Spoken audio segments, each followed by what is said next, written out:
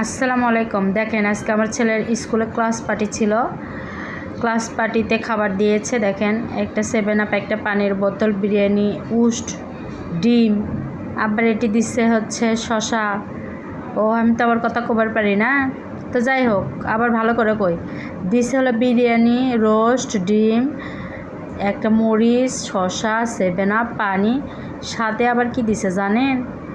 দেখেন আমার ছোল আবার করছে কি, মানে কাউকেই দিবিল্লাই, ওই একলাই খাবে। তো খা বাবা, তুই একলাই খা।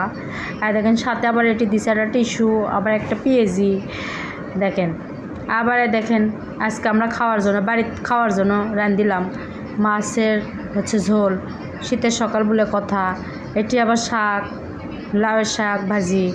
আর দেখেন এখন খাদক মন্ত্রীগুলো সবাই বসে গেছে খাওয়ার জন্যে, সব খাবার নিয়ে বসে গেছি। দেখেন কত সুন্দর করে খাচ্ছি। এটি কিন্তু 4-5টা খাদক মন্ত্রী আছে, সব সারাদিন আর কোনো কাম নেই, খালি খাই আর খাই।